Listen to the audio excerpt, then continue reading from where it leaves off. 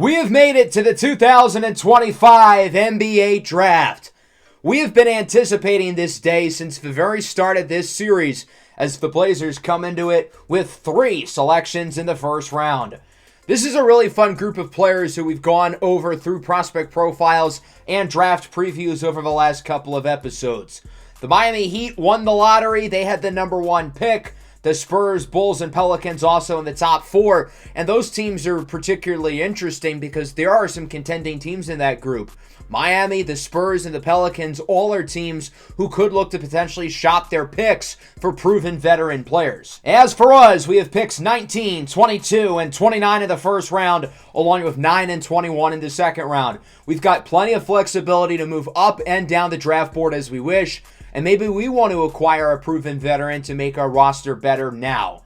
For those of you who would like to download the draft class, there is a video in the description that goes through a step-by-step process on how to do it. That video explains how to download the first draft class of this series, but all the same steps would apply for this second class as well. Before we get started, I do want to go through some trades around the league, possibly relating to some of the very top selections in this year's draft. Miami wants to convince Jimmy Butler to stick around. The Spurs want to convince Giannis to stick around. And the Pelicans championship window is now wide open. Not to mention the Houston Rockets at pick 5. They as well may look to add another proven veteran as well after getting the number 1 seed. We'll start with the Miami Heat, and they will not be moving the number 1 draft pick simply because they can't. So the Miami Heat will pick a player, and possibly that guy will be moved later in the offseason or possibly during the regular season, but the Heat will make the number 1 pick today. I can't say the same for the Spurs and pick 2. They traded for Giannis Antetokounmpo at the deadline, knowing that he's a free agent in the offseason, knowing they want to keep him around, and they might be looking for one more piece to their core. How about Domantas Sabonis from the Sacramento Kings, who already have traded away De'Aaron Fox to the Pelicans, and now Sabonis is on the move to the Spurs. I think Sabonis is going to be an intriguing fit here, obviously a very offensively skilled big man. He's not great defensively, but that's going to be masked because he's going to share a front court with hopefully Giannis along with Victor Wembanyama, and their starting lineup going forward will feature those 3 along with Marco Romano and Zach LaVine. That's a really good group of 5, all 5 of whom have very unique skill sets and I think are going to complement each other really well. So the second pick and Chris Middleton will go to the Kings, while Domantas Sabonis, Aleksej Pokusevski, a future protected Pelicans pick, and a second rounder will go to the Spurs. I know it's a lot for a guy like Domantas Sabonis, but I don't think the Spurs are looking to develop another young player. Rather, I think getting another veteran along with Zach LaVine and Giannis and Wembanyama is going to be their best move, while the Kings continue to move forward with their rebuild. The Houston Rockets will be trading the 5th pick to the Atlanta Hawks for DeJounte Murray and Bogdan Bogdanovic. The Rockets got the number 1 seed in last year's playoffs, but disappointed, not making it out of the second round. Fred VanVleet possibly could be out the door, and they're going to look to replace him with an upgrade in DeJounte Murray, who isn't quite the playmaker that VanVleet is, but they have plenty of other playmakers on their roster. Murray's obviously a great defender. He can score the ball. And Bogdan Bogdanovic is going to be a nice 3-point sniper off the bench. The Rockets still have the 15th pick in the first round this year as well, but they will be giving up pick 5 and 3 second-rounders to Atlanta to get the job done. This is a 4-player draft, which is why the 5th overall pick is a little bit weaker in value this year in comparison to other seasons. The Raptors will be trading the 8th and 9th picks to the Chicago Bulls for the 3rd pick. I know this trade looks a little bit weird, but let me explain. The Chicago Bulls are kickstarting their rebuild. It would be nice for them to get a true star-level player, but they just need young talent in any which way, and now they're going to get 2 swings instead of 1. As for the Raptors, they have some intriguing young pieces already, and I think adding that true second star along with Scotty Barnes is what this team would be missing. The Raptors went into the draft lottery with 3 picks, none of which moved up. They still have pick 11 in their back pocket along with pick 3, while the Bulls get to add 2 young pieces to their core. So a lot of movement at the top of this draft. 5 of the top 9 picks have been traded away within the last minute. And that doesn't even include the Heat at 1 or the Pelicans at 4, who could very well move their picks down the line. So with that, let's get this show on the road. The chatter, the anticipation, it's all over. Let's get this started. The 2025 NBA Draft is now officially open, and the Miami Heat are on the clock with the number 1 pick. So that now poses the question, who are the Heat going to select? I think this pick comes down to 4 guys: Myron Sheridan, Rurik Yakovlev, Troylan Battle, and Midnight Hopkins. This is a 4-player draft at the top, and I would be very surprised if these are not the top 4 players off the board. But, as we saw last year, anything can happen. With the first pick of the 2025 NBA Draft, the Miami Heat select Myron Sheridan out of Michigan State University. So unlike last year, we have chalk with the first pick as the Heat select Myron Sheridan. I think this is the right pick. In my opinion, Sheridan is the best prospect in this year's draft. He checks off all the boxes as a combo guard. 6'6", 195 pounds. He can create his own shot. He can play make. He can defend. And he's a really good athlete. Going into the season, Sheridan was the consensus number 1 projected pick in the draft. However, a few players caught up to his draft stock, but when it's all said and done, Sheridan will be the top pick. And I think he's so good, the Miami Heat might just keep him anyway, despite the fact that they're contending for a championship right now with Dame and Jimmy Butler. With the second pick, the Sacramento Kings select Midnight Hopkins out of Houston. I think some people might be surprised by this pick, but not me. Hopkins is the modern-day wing that NBA teams look for. At 6'9", 220 pounds, Hopkins has an NBA-level body right away. He averaged 19 and 8 this year with Houston, coming off a phenomenal freshman season. He can score from all 3 levels. He can score on the ball and off the ball, and he's a really good perimeter defender. I wish he had a little bit more versatility. I think he has the size to potentially bang down low, but right now he's really more of just a perimeter player, and I'm curious to see if he can develop past that. If he does, he's going to be a star in the making. That'll bring us to the Toronto Raptors, who traded 2 top 10 picks to be here, and they select Rurik Yakovlev from Russia. They're going to go with the top international prospect in this year's draft. Yakovlev is a really intriguing, versatile forward who has a really good two-way skill set that I think fits the modern game. He's a little bit inconsistent offensively, but I think the scoring upside is there. He's a great playmaker at 6'11", 235. I think he's got the size and length to be a good defensive player. He's not really there yet, but I think he could be down the line. His feel for the game is second to none, and I think he really fits the type of forward who the Raptors like. That leaves one guy here for the Pelicans. Troylan Battle is the selection here at pick 4. So the 4 guys we expected to go in the top 4 do, in fact, go in the top 4. I think Troylan Battle is the best pure scorer in this year's draft. His college career started off slowly, but this year as a sophomore at Arizona State, he was really good, averaging over 21 points per game, second amongst all Power 5 scorers, and those are not empty stats. He led the Sun Devils to a Final Four berth, and I think his offense is going to be really complementary with all the scorers this team already has, with Zion, Brandon Ingram, and De'Aaron Fox. Battle is great at driving to the basket. His shooting is pretty solid, but he's not just a scorer. I think he's got a solid feel as a playmaker, and he's a pretty good defensive player with good size, length, and great athleticism. So the 4 guys we expected to go in the top 4 do. And now, who the hell knows what's going to happen next? There is a large cluster of players who are in this next tier, and I think there are probably 10 different players who the Atlanta Hawks could consider with the 5th overall pick. They were definitely hoping that one of the top 4 teams decided to shock the world and not pick one of these clear top 4 guys, but that ultimately ends up not being the case. So who will the Hawks target with the 5th pick? They've got a ton of options here. I think this pick right here sets the tone for the rest of the draft. Ultimately, the Atlanta Hawks select T.J. Porter Jr. out of Texas. This is definitely a surprise. Of the 8 or 9 players I thought the Hawks would consider here, T.J. Porter Jr. was not one of them. But I see why they really like him. Porter is the best three-point shooter in this draft. He shot over 46% from beyond the arc this year with Texas. He's not just a scorer, though. He can pass the ball. He's a solid defensive player as well. And I think he could be a good complement in the backcourt with Trae Young. That'll bring us to the Milwaukee Bucks, kick-starting their rebuild as they select Javon Tyler out of Kansas. Tyler's stock really rose throughout the year. His impact for the Kansas Jayhawks on both ends of the floor was very notable. And when he got hurt in February, Kansas just was not really the same team. Tyler is a little bit on the slender side, 6'7", 187, but he's got plenty of time to develop into his body.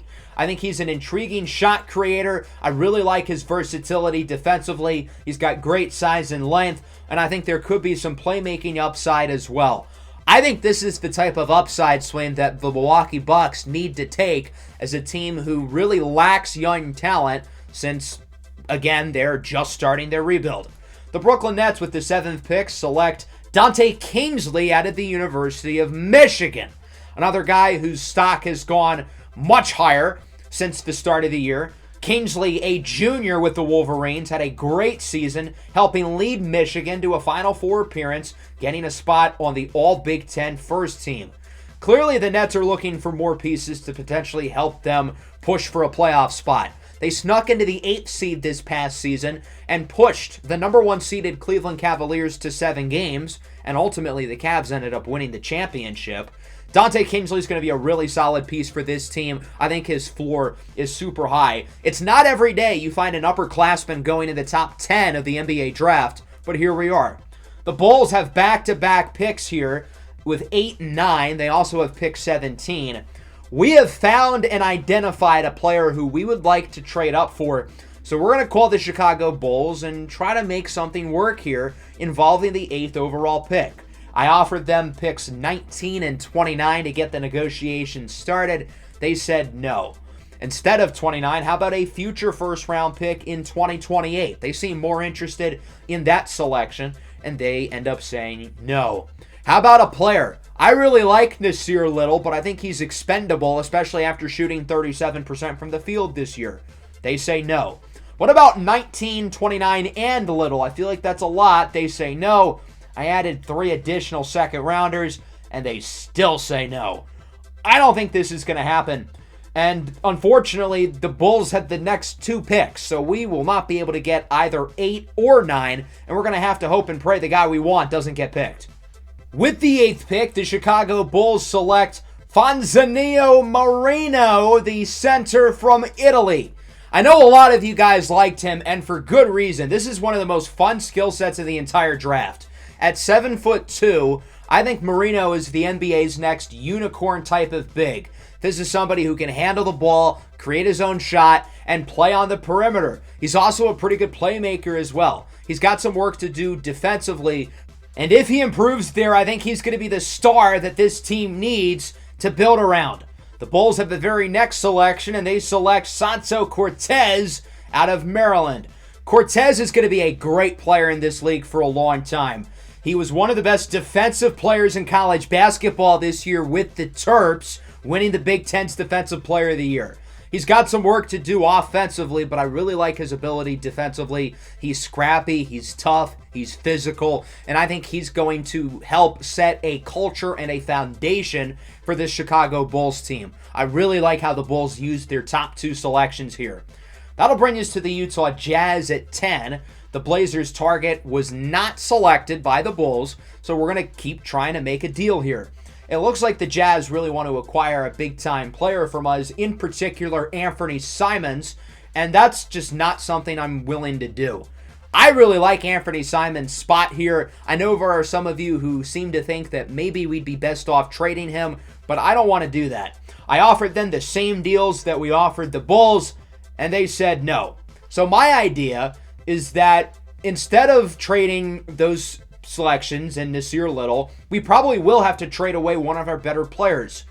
What about a guy like Jeremy Grant? This kind of sucks to do because I think he's a good fit on this roster. He's our veteran. He's one of our team leaders.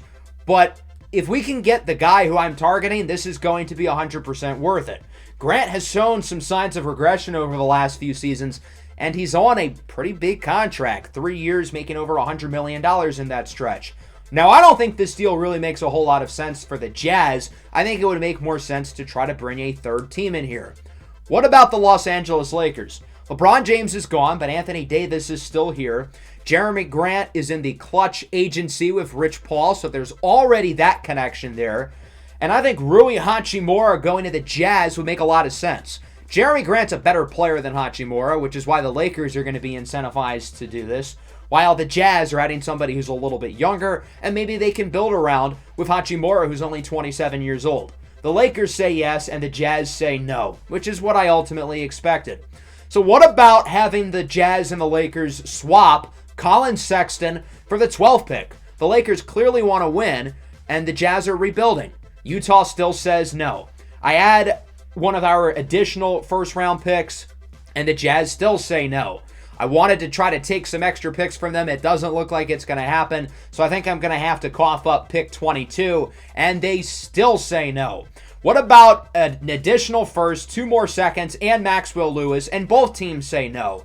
So I don't think this is going to happen, and now the Lakers don't even want to do it for seemingly no reason. So I don't think this trade is going to work out.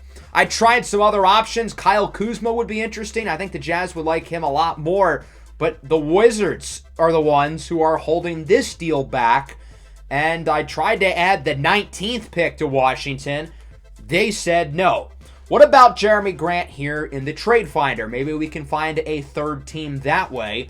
And the Boston Celtics would be willing to offer 2 future first-round picks, which I think is perfect. The Jazz clearly want draft picks, so why not give them 2 additional selections, while the Celtics, who are obviously a championship contender, get another piece in Jeremy Grant, and maybe he can help convince Jason Tatum, who's a free agent, to stick around. This trade, in terms of star value, clearly favors Utah, but they say no, and Boston doesn't want to mess with their roster.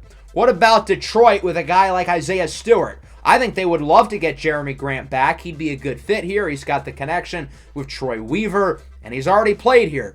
The Pistons say yes, but the Jazz say no. And if they say no to Rui Hachimura, I don't see how Isaiah Stewart's going to be much better. So I go back to the Lakers. I add in pick 22. I add in Nasir Little. And that's all it takes. Both teams accept. It was really that easy. So we will be acquiring pick 10. The Lakers will get Jeremy Grant. The Jazz will get picks 22, Nasir Little, and Rui Hachimura. And with that, the Portland Trail Blazers are on the clock. I'm going to miss Jeremy Grant and Nasir Little. I've enjoyed having them over the past couple of seasons. But I think this trade is going to be worth it. Even though we're giving up a lot, 2 solid role players and a first-round pick, there's a guy I really want to get, and I'm really excited to get the opportunity to draft him. I put this pick into the trade finder, and there were some pretty interesting deals. We could get Midnight Hopkins from Sacramento, but why would the Kings ever consider that? So we're going to say no. We're going to keep the pick. So now that poses the question, who are we trading up for? And looking at the draft board, I think there's probably like 4 different players who this could be. In terms of the guy who I'm most surprised has fallen, that's definitely Duke's Amel Wright, who won the Final Four MVP. He's a good offensive player, good defensively, good playmaker, and in terms of overall talent, he might be the pure best player on the board, and him being at pick 10 might be too much value for the Blazers to pass up. I really like the fit of Kalen Edwards on our roster. I think he'd be a really good replacement for Jeremy Grant. Very similar skill set. Mikhail Yakovlev, the Russian center. He could be the long-term big man of the future as our big dominant presence in the middle. And then Esteban Del Real, another versatile forward, another guy who has a similar skill set to Jeremy Grant. And I think he could plug right in and be his replacement. So who's it going to be with the 10th pick in the 2025 NBA Draft? The Portland Trail Blazers select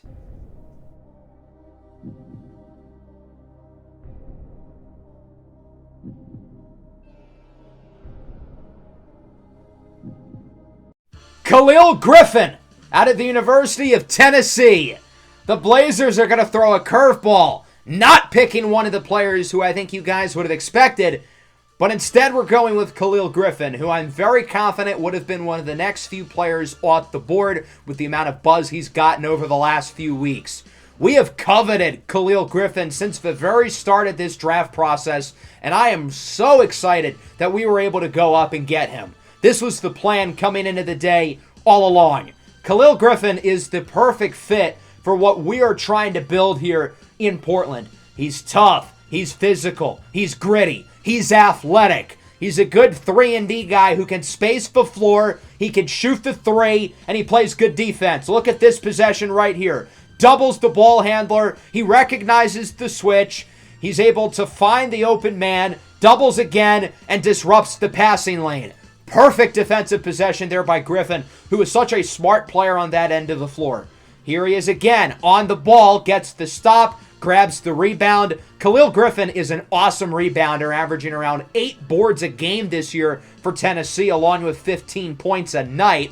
We want smaller guys who can grab boards. Darius Springer last year, great rebounder. Khalil Griffin, great rebounder. We are looking for tough, gritty, physical players to add to our team, and that's exactly what Khalil Griffin is. His skill set is perfect for our team. As I mentioned a moment ago, the plan coming into the day was to move up for Khalil Griffin. I'm happy that we were able to do it successfully, although I wish we could have kept Jeremy Grant, but sometimes you got to bite the bullet. Adonis Cherokee out of Oregon is the 11th pick to the Toronto Raptors. He's a little bit raw, especially offensively, but the Raptors have a good track record of developing bigs. With the 12th pick, the Lakers are moving this selection to Milwaukee for Drew Holiday in a future first-round selection. So Drew Holiday is no longer with the Bucks. He's a Laker, and Milwaukee drafts Ja'Kai Ellington. I think this is a little early for him. He's only a 72 overall, but he's an intriguing playmaker, solid defensively, and now the Bucks have traded their entire core from their 2021 championship team. The rebuild is on. That'll bring up the Sacramento Kings, their second lottery pick of the day, and they will select Amel Wright out of Duke. This is a complete steal. I don't know how Amel Wright fell to the 13th pick. I think he's one of the 6 or 7 best players in this draft. The Kings have a really fun young core now with Jaden Prospero, Midnight Hopkins, and Amel Wright. That's quite the trio. The Oklahoma City Thunder wrap up the lottery with Remy Edwards, the center out of Texas. The Thunder have really tried to add size over the last few years, and Edwards is the next up at 7'2", 230 pounds. Great size and length. With the 15th pick, the Rockets select Esteban Del Real. He's not a great three-point shooter, but the rest of his skill set's really intriguing. I think he could be a multi-position defender down the line, and he's a good scorer inside. I think he'll be able to give them some playoff minutes pretty early on. The Milwaukee Bucks, with their third first-rounder of the day, select Ishmael Iverson Jr. out of Penn State. Iverson's a guy whose stock has gone way up since the beginning of the year. He really was not on many teams' radars coming into the season, and now he ends up in the first round after having a fantastic senior season with the Nittany Lions. Lucic Yakovlev is the 17th pick to the Bulls, so one of the Yakovlev triplets is off the board. I'm very surprised that Lucic was drafted before Mikhail Yakovlev. I did not see that coming at all, but the Bulls are going to add some playmaking with the young guard as he ends up getting drafted over his brother, which no one really expected. Malachi Suleiman is the 18th pick to the Boston Celtics. He is also a great playmaker. Him and Lucic Yakovlev are probably the 2 best passers in the entire draft, and it's fitting that they go right next to each other. That'll bring up the Portland Trail Blazers here at pick 19. We were able to hold on to the 19th pick when we moved up to 10, and there are still some really intriguing players here. I mentioned Kalen Edwards and Mikhail Yakovlev as players we could consider with the 10th pick, and both of them are still here. I think either one of those guys would be a great pick. I also want to potentially look to add some veterans. With trading away Jeremy Grant and Nasir Little, we are a very, very young team. We need some guys who have been around the block. We need some enforcers. And as I look through the trade finder, I'm intrigued a lot by this deal with the Detroit Pistons for Isaiah Stewart. Stewart's not very old. He's only 24, but he's been in the league for 5 years. He's had his fair share of big moments. He tried to kill LeBron James. and I think he could be a really intriguing player for us. The Pistons have a slightly crowded front court. Obviously, Jalen Duren there. They've got a bunch of guys who can play the 4. They just don't really need Isaiah Stewart, who took on a much smaller role this past season, and I think a new change of scenery would do him quite well. With Jeremy Grant and Nasir Little gone, we could look to add some more size, and once DeAndre Ayton got hurt last year, our playoff chances were basically toast. I don't want to trade pick 19 if I don't have to. I'd rather just do pick 29 and some seconds, but I don't think it's going to work. I think I'm going to have to trade pick 19, and ultimately I think it's worth it. I think Isaiah Stewart's going to be a really good piece for us, and we are getting a future first-round pick in the deal, a 2029 pick from Detroit. That pick doesn't hold a ton of value right now, and presumably the Pistons are going to be good then, but that's 4 years away. You never know. We're also going to give away the 21st pick in the second round, along with a future second to get the deal done. So we move out of the 19th pick. We acquire Isaiah Stewart. We still have another pick in the first round, and we still have our top second round pick as well. I do like Kalen Edwards and Mikhail Yakovlev a lot, but I think Isaiah Stewart gives us something that those guys don't. Darian Reed out of Georgia is the player who the Pistons trade up for. An intriguing forward with some upside. I think he's a little bit raw, but I think he's got a well-rounded skill set, and I think he's going to be a pretty good defensive player pretty early on into his NBA career. So I think this could be a guy who really gives the Pistons some good playoff minutes down the line. The Los Angeles Clippers select Kalen Edwards out of Clemson here at the 20th pick. Had we stuck with pick 19, I think Edwards probably would have been our selection. There are some medical question marks with him, though. Coming into the year, he was a top recruit with Clemson. He looked like he'd be a potential top 5 pick, and he played really well, but he got hurt 11 games into the year. He appears to be fully healthy. He was able to participate at our pre-draft workout, but there is a medical question with him. Speaking of medical question marks, Abdul Khalif is the very next pick here to the Knicks. Khalif makes a guy like Kalen Edwards look like Cal Ripken in comparison. Khalif has a lot of medical red flags. He's missed this past season with a knee injury. For now, he appears to be healthy, though. We also had him for a pre-draft workout, and he looked pretty good. So hopefully he'll be able to stay healthy. Mikhail Yakovlev is finally off the board here to the Utah Jazz. I thought he would have and probably should have gone in the lottery. I imagine a lot of you guys probably wanted us to draft him, and for good reason. I think he's a really, really good player, but I don't think he quite fits what I look for in a center. He's not very athletic at all. I don't mind his overall skill set, but I want somebody who can run up and down the floor, and I don't think he can really do that at 7'1", 260. He's built like a polar bear down there. I think he's going to be a really good player, don't get me wrong, but I just don't think he's a great fit for our team. With the 23rd pick, the Oklahoma City Thunder select Prade Pilares from the NBA's G League Ignite. With Edwards and Yakovlev off the board, Pilares was the guy who I would have selected at 29 had he fallen. I think he's a really physically talented center who has a lot of work to do. He has a questionable motor, which isn't ideal, but I think he has a pretty similar skill set to that of DeAndre Ayton. Coming into the draft, I expected to land him, presumably with the 22nd pick, but with some moves that we've made, we no longer have the 22nd pick, and he ends up in OKC. Ty Lavella out of the Ohio State University is off the board here at 24 to the Orlando Magic. I like Lavella's game. He's a good defensive player, good scorer from inside the arc. I think he's going to be able to give them some quality minutes early on. And lucky for the Magic, they're right back up here at pick 25, back-to-back picks, as they select Florian Albu out of Romania.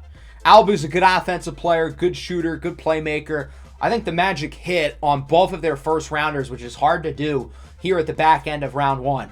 With the 26th pick, the Grizzlies select Peyton Profit out of Syracuse, a highly regarded recruit coming into the year. Profit was a little bit disappointing, but I do like his athletic upside, and I definitely think he belongs here in the first round. If the Grizzlies can develop him to his ceiling, I think he could be a really, really good player, and he's going to be a guy who's a better pro player than he was in college. The Milwaukee Bucks, with their 4th first-rounder of the day, select Isaiah Finley Jr. out of Oregon. They've added quite a few guards throughout this draft. Finley, the next on the list. Great passer, solid scorer. Doesn't have much defensively, but he's got a good offensive game, and I think he could be a nice piece for them pretty early on. With the 28th pick, the Utah Jazz select Noah Smith from the Overtime Elite program. I think Smith's somebody who's got a lot of upside. good scorer, good playmaker, good defensive player. And I think his improvement over the last few years has been very notable. And I think the Jazz are really going to like him. That'll bring us to the Portland Trail Blazers here at pick 29, our second pick of the day. We've been moving up and down the board throughout the first round. We can get Kalen Edwards if we want. I think Edwards is significantly better than anybody left on the board here, but that's not realistic. Why would the Clippers ever consider that? We could also get Mikhail Yakovlev and Noah Smith, which, again, that'd be a great deal for us. We can get Ty Lavella and Florian Albu, but we want to keep it realistic. We want to keep it fair. The Pistons are offering us the 19th pick and the 4th pick in the second round for the 29th pick. The Raptors are offering us Adonis Cherokee, who they picked in the lottery. This game doesn't really make much sense. I think there's plenty of talent on the board here, and I have zeroed in on our target. I know who we want here. With the 29th pick in the 2025 NBA Draft, the Portland Trail Blazers select Dante Branch from Duke University. For the second straight season, the Blazers draft a Duke Blue Devil in the first round. Branch is going to come in as a 76 overall. That's the same rating that Khalil Griffin is. It looks like we might have found ourselves a steal here at the back end of the first round. Coming into the season, Branch was projected as a top 10 pick, and he had an up and down season for sure with Duke. He was inefficient, but he played well down the stretch. He had a really good run in the NCAA tournament, helping lead Duke to the national title. Branch is another guy who I think really fits our culture. Another hustle player. He can score in contact. Another good rebounder. Good defensive player. And he's a really good shooter. I wanted to add some spacing in this draft, and we got two of the better three-point shooters with Griffin and Branch, both of whom are great shooters off the catch. Branch is around 6'6", 207 pounds. He's already got an NBA-level body, and he might still be growing. I think this could end up being one of the biggest steals in the draft, and even though he was a little bit inconsistent this year with Duke, I think he's going to really prove to outplay his draft positioning here at pick 29. I wouldn't be surprised if he gets minutes for us right away, especially with a guy like DeAnthony Melton, who's a free agent at the end of the year. Anthony Simons, Ochai Agbaji, they are both expiring next year. I think he's going to be a really good player. I'm very excited about this selection. And with the 30th pick, the San Antonio Spurs select Elijah Mitchell out of the University of North Carolina. Really good shooter. I think he's going to be a good piece for them on the wing. And another guy for Giannis or Marco Romano to pass it out to. And as long as he's hitting threes, he's going to have a role for the Spurs. So that'll wrap up the first round. No shortage of fireworks. Myron Sheridan, the top pick to the Miami Heat, with Midnight Hopkins, Rurik Yakovlev, and Troyland Battle going in the top 4 as expected. The Trailblazers with a shocker moving all the way up to pick 10, trading away Jeremy Grant and Nasir Little in order to select Tennessee wing Khalil Griffin. I'm very curious to see what you guys think of this move. Feel free to let me know in the comments. I kind of have a feeling people aren't going to like it, considering some of the other players who were on the board, like Amel Wright, Kalen Edwards, and Mikhail Yakovlev. But trust me, I have had Khalil Griffin circled in for a while, and I promise you he is going to be an awesome player for this team, as will Dante Branch, who we acquired with the 29th pick, and Isaiah Stewart, who I think is going to be a good piece for us as well. So Khalil Griffin, Isaiah Stewart, and Dante Branch have been added to the squad, and we still have one more selection, the 9th overall pick in the second round. We traded our second in order to acquire Beef Stew, but we still have this selection coming up, and there are still quite a few good players on the board here in the second round. I've got a couple guys who I really like. Hopefully we can get one of them to fall to the 9th pick here in round 2.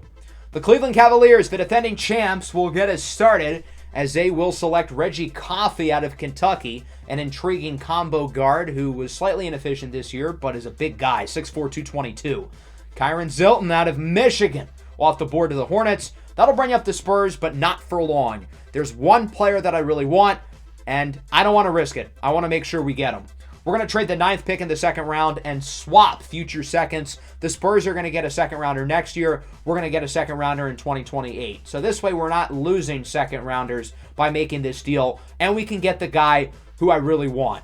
There are some good players here, but there's one guy in particular who I've had my eye on, and I'm excited to add him to the squad. With the 33rd pick in the 2025 NBA Draft, the Portland Trail Blazers select Zay Logan out of Alabama State University. Zay Logan has a really fascinating story. For those of you who didn't watch the draft preview, let me run it down. So Zay Logan was a 5-star recruit. He had all the big offers coming out of high school, but he wanted to change the narrative. He decided to commit to Alabama State University. However, prior to the season, the NCAA ruled him ineligible, which later proved that the NCAA was incorrect in their ruling, and he got completely screwed over out of a freshman season. So he hasn't played organized basketball since last summer with the U.S. under-19 national team, where he performed really well. At 6'10", 225 pounds, I think he's got good size and length and could be a really intriguing piece defensively long-term, because I think he's going to have the ability to guard bigger guys, and I think he's got the quickness to hang on the perimeter. We've been following him since his high school career. We saw him at the McDonald's All-American game where he put on a show, and even dating back to his senior season at Newman High School in New Orleans, Louisiana. He was a high school teammate of Arch Manning, the Texas quarterback who played basketball here at Newman with Zay Logan. I think Logan's going to be able to get playing time for us sooner rather than later, and I really like his upside. I think he's got a chance to be a great player down the line. So with that, we are out of picks, and we are going to breeze through the second round because there's nobody else I'm really all that interested in. Going into the second round, it was Zay Logan or bust pretty much, and that's why I ultimately traded up. I wanted to make sure that we got our guy. So we're going to skip through the rest of the second round, quickly highlighting some of the notable picks after Zay Logan, who ends up being one of the highest drafted players in round 2. Some other notable picks include LeJason Black to the Spurs. He's an intriguing combo guard who I think is really athletic and could be a very good player. Zabir Salmanov to the Wizards I like a lot. Jacoy Toney to the Raptors.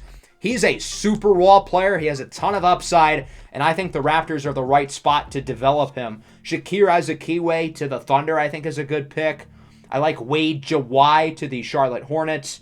Cedric Hawkins to the Kings I think is a pretty good pick.